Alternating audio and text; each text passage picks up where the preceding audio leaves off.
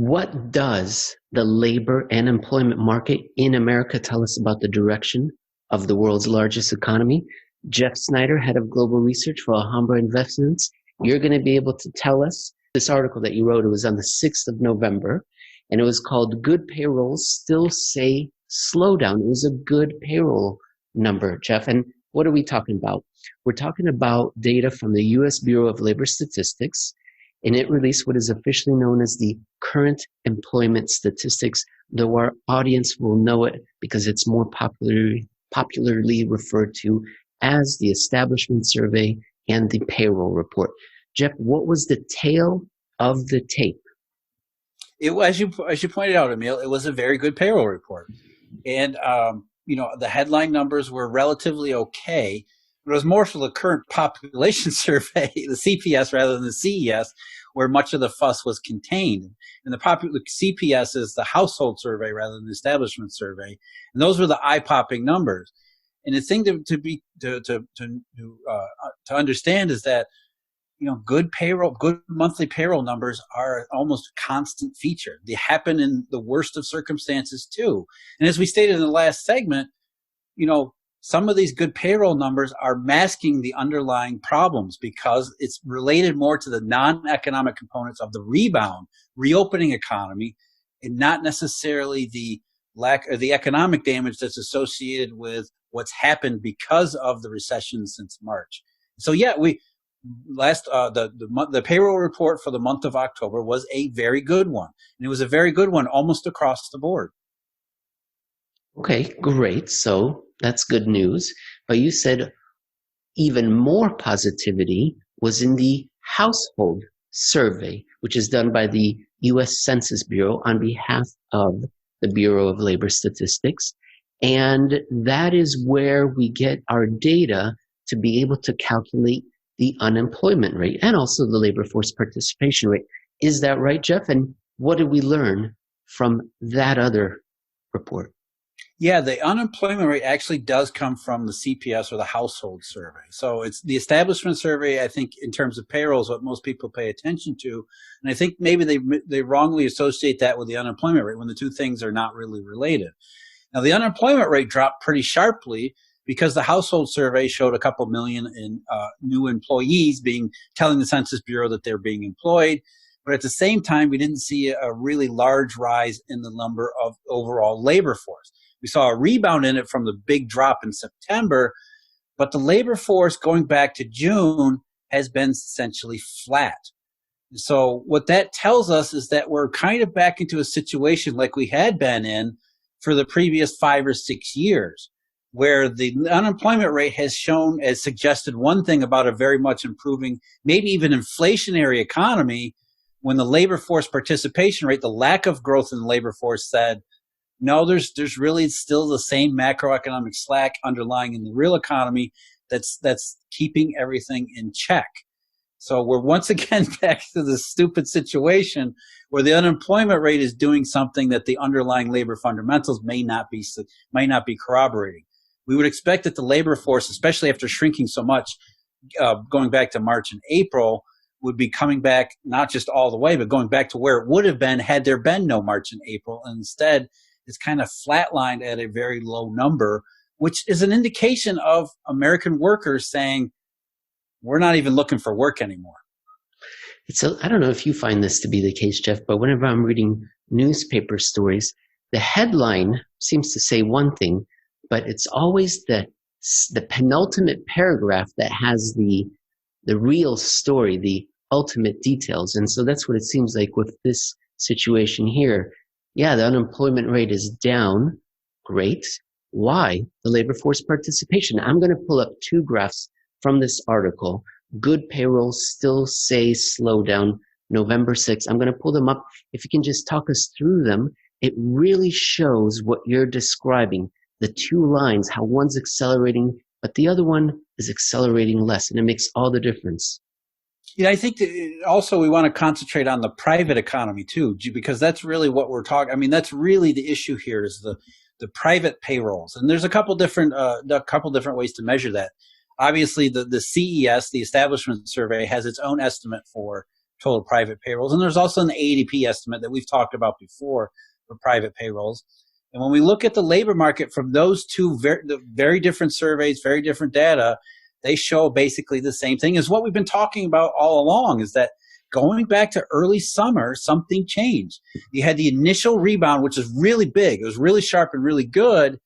And then it just kind of died out. It petered out. It isn't turned over. We're not talking about recession or payrolls collapsing back on themselves, but it's not growing at the same rate that it had before, obviously, but also it's not growing at near enough of a rate to indicate what we want to see, which is a sufficient enough rebound that we can start talking about reflation and recovery. And when you look at those two, the establishment survey and the ADP survey, they were on a V-shaped trajectory until June, July, but the unemployment rate for people that are not joining us on YouTube is still on that V-shaped recovery. And so you're thinking, wait a minute, what's the disconnect?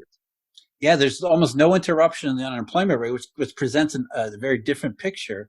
And the reason why, as you're showing here in the next chart, is because the labor force has essentially flatlined. So, again, the unemployment rate is the odd one out.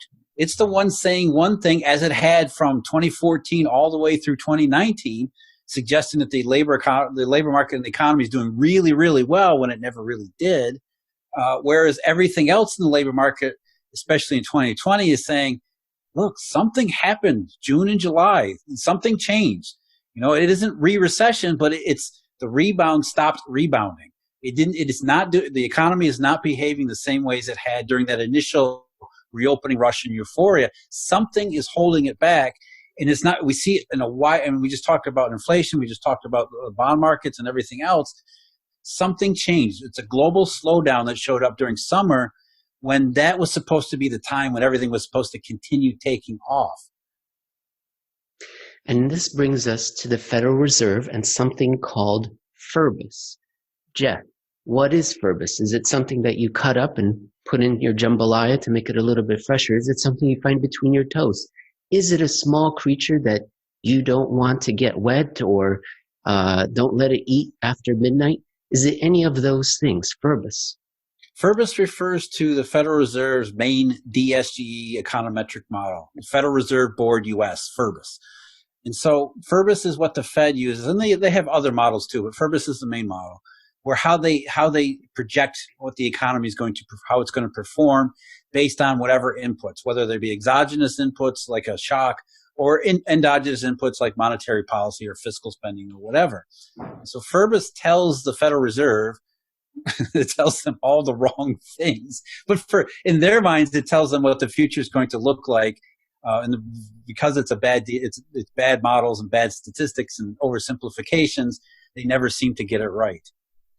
And the point that you bring up in this next article that we're now on, slow down in the rebound, stop listening to central bankers, posted on November 6th, is that FRBS suggests that once you reach full employment, which is measured by the unemployment rate, which we've just been discussing and raising our eyebrows at, once you reach that, you're going to have inflation, you're going to have economic acceleration, you're going to have money printing, and the Fed needs to step in to slow it down. And that's what we saw, I believe, in 2015. Walk us through what Janet Yellen was believing at that time. Yeah, they were using the unemployment rate. Despite all this other information telling them that they were wrong and that the unemployment rate was wrong, Janet Yellen's Fed in particular used the unemployment rate as well as, the JOLT survey job openings. A couple of the outliers that were saying the economy was getting close to its maximum employment level. Therefore, that was going to be inflationary. And in the way the current Federal Reserve and central bank model is constructed, that meant that you have to start breaking the economy before inflation becomes overheated. And so that's why in December of 2015, they began raising the federal funds rates, the reserve repo floor and IOER, because they were convinced that the unemployment rate was the true picture of the underlying economy.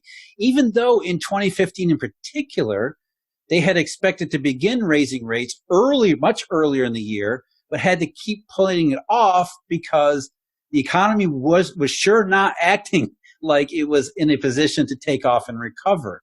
So they overlooked these contrary signals, of course, completely ignoring bonds, completely ignoring the rising dollar, rationalizing both of those things, and latching on to the unemployment rate, which was falling quickly, if only because of the participation problem. And so one after another of these rationalizations, they kept doing the wrong things. Urbis has been in use since 1996. Jeff, do you know if the full employment assumption had been constant from 1996 through 2014? And I'm referring to the long run full employment lower bound of 5%. And I ask you that because I want to contrast that assumption with what happened after 2014 to that assumption. Now, the long run full employment, which is a Phillips curve kind of a concept, it's not supposed to be stationary. It's not supposed to move all the way around. It's not supposed to go from 0 to 20 or something like that. But it does move around, just like like they assume R star or the natural interest rate moves around a little bit too. So there's some variation in full employment. But by and large, it should be somewhat predictable. It should be a point, because past history and whatever else, we should be able to say this is about the range where the economies look like it's, in terms of a recession and business cycle, it has completely recovered. It's back to maximum. It's operating at its capacity or its trendline potential, and therefore we need to adjust our thinking based on that. And would you say that 12 adjustments to that assumption between 2015 and 2019 signals normal variance in the economy and the feedback in the model, or is it saying we don't know? I think it's like, we don't know. I think it's actually delusional, right? If you have to, in the context of 2014 forward, the unemployment rate kept dropping to the point where it was dropped below their modeled assumptions for where full employment would be. And so if the unemployment rate is substantially below the level you think that maximum employment is, then we should be seeing inflation. The fact that it didn't ever break out, we didn't ever see really wages rise that quickly either, which is the predicate condition for this broad inflationary wave that was supposed to come up. Instead, if the unemployment rate kept falling below what you thought was maximum employment, you should say, maybe the unemployment rate's wrong. Something, right? You don't just rewrite your idea of where maximum employment is. But over time, as wages failed to accelerate, as inflation failed to materialize, the Fed kept following essentially the unemployment rate lower and lower and lower. And it isn't like they didn't have alternate explanations or alternate theories. The bond market, again, told you money was tight. The participation problem was completely and thoroughly ignored. It was rationalized as drug addicted Americans or Americans who were too lazy to go back to school. I mean, all sorts of really bad stuff to avoid pointing the finger back at themselves. And so time and time again, they kept reducing their idea of full employment because we were nowhere near full employment. And that's really what this is about. The unemployment rate was ultimately misleading in that it projected economic circumstances that they weren't real, that didn't happen. We were not recovered. The economy hasn't recovered since 2008. And what central bankers were essentially doing was essentially saying, look, we love the employment rate because it gets us off the hook. And so we're going to do everything we can to push the unemployment rate view. We're going to lower our estimates for full employment to try to explain why there is no inflation and wage growth, just because the alternative is, hey, this economy hasn't recovered since 2008. And 2008 was an event that's in our backyard. Right, exactly, as you're saying. So the unemployment rate back then suggested that we would be experiencing a paint-peeling, searing 1970s inflation. It didn't happen. And good news, Jeff, after 10 years or 13 years, in August of this year, August 2020, the Federal Reserve said, we're just going to move this full employment model thing over here to the side, and we're just not going to really define what full employment is. We'll look at other measures to determine if the economy is doing well. And maybe one of those measures is JOLTS, which came out, I believe, this week. Does JOLTS suggest the labor market is in good shape, like the unemployment rate, or that it suggests it's not in good shape, like the labor force participation rate? Well, what's interesting about JOLTS is up until 2018, 2019, it had been one of the few indications that seemed to corroborate the labor market. Remember what JOLTS, the job openings is? Job openings is a kind of a sort of a backdoor ad hoc measure for labor demand, which is an essential component in the underlying fundamentals of the economy. So job openings and labor demand, if they're rising at a sharp rate as the unemployment rate is falling at an equally sharp rate, those are really good signs. And so those are things you might want to pay attention to, except that those were outliers. Though, I guess, as we were just saying, if labor demand is such, and again, especially the JOLTS job openings measure led a lot of economists and central bankers to talk about a labor shortage. Labor demand was so high that, because the hiring rate and the actual employment numbers weren't keeping up with labor demand, they rationalize that as, there must be the economy's so good, there's a labor shortage. But again, if you're claiming labor shortage, if you're claiming job openings, you're claiming the unemployment rate, these are the real adequate and accurate pictures of the economy. They should be corroborated in a very broad sense by a whole lot of other things, starting with the dollar and the bond market. And the fact that they weren't was always an indication that we're missing something here, and including, whether it's JOLTS, whether it's the unemployment rate, it's not giving you an accurate picture. So if job openings was up until 2018 a good thing, it was one of the few things on the good side, you have to look at it since 2018 as, oh boy, it's now on the bad side. So now the unemployment rate that's improving this year doesn't even have job openings on its side anymore. And who do we turn to kind of boost our enthusiasm and invest in the economy and get our expectations up? We look to the Fed, because that's how they manage money these days, is via expectations policy. And in this now third article under our broad heading of unemployment and the labor situation in the United States, and you call it QE didn't jolt again, and this one's posted on November 10th, you bring up that we're not seeing that enthusiasm from our leaders at the Federal Reserve. I'm going to read a quote here. This is from Jerome Powell. All of us lived through the experience of the years after the global financial crisis. And for a number of years, there in the middle of the recovery, fiscal policy was pretty tight. I think we'll have a stronger recovery if we can just get at least some more fiscal support. That doesn't sound very peppy. No, and it doesn't sound like Ben Bernanke used to talk about QE, does it? Maybe you go back to the earliest days of QE, and QE was the most powerful, awesome force ever unleashed in the universe, more powerful than a black hole.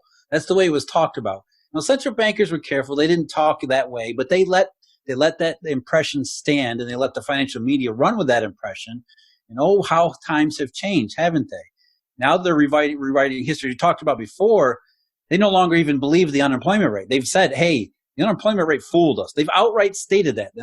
It's in literature. It's buried in speeches. They haven't come out in a press conference and major headlines that say the unemployment rate it fooled us the entire time.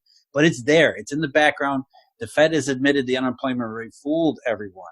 So now it's, hey, the economy under QE was awesome. Look at the unemployment rate. Now it's the unemployment rate fooled us, and the government should have spent more damn austerity. And and this is coming from their meeting the other week, which you note in the article is you're happy to see that there's some progress, that nobody even noticed that there was a meeting. And hopefully this will continue. We'll forget that they're actually meeting, that they're not that important. Here's another quote from Powell. Quote, we're halfway there on the labor market recovery at best. Yeah, and that's exactly what we've been showing you in the statistics. There was an initial rebound that was good. It was a rush of millions of people who have been millions of workers who were prevented from working by non-economic government shutdowns, that when those shutdowns were removed and the economy was reopened, they went back in the labor market. So we got, in Powell's words, halfway. I don't think it's even close to halfway, but we got part of the way back in that reopening rush. And if Jay had done anything like his job, or what he thinks his job is, that should have continued on through the summer. When it didn't, after the first couple months of reopening, that Russian frenzy of euphoria, whatever you want to call it, getting people back into the workforce, it was only part of the workforce that had been laid off and put out of work. And since then, it's been a very different situation, which is what Jay Powell has essentially admitted at his press conference at the FOMC meeting, was that, look, there actually was a reopening rebound, but it hasn't rebounded all that much since, which in terms of QE and inflation, all these other things, really doesn't reflect very well on QE and all those other things, because that was that's really the job. It's supposed to be, I mean, Federal Reserve is supposed to make employers happy enough that they start taking risks in hiring workers again, because they think the future is going to be so much better, so much more inflationary. They better hire workers today, because those workers are going to be so damn expensive next year, they're going to regret it if they don't. And what we're seeing is time and time again, employers are like, QE, that's all nonsense. We've talked about Germany. We've talked about the United States. Let's talk about another very important large economy. That's what we're going to turn to in part 3.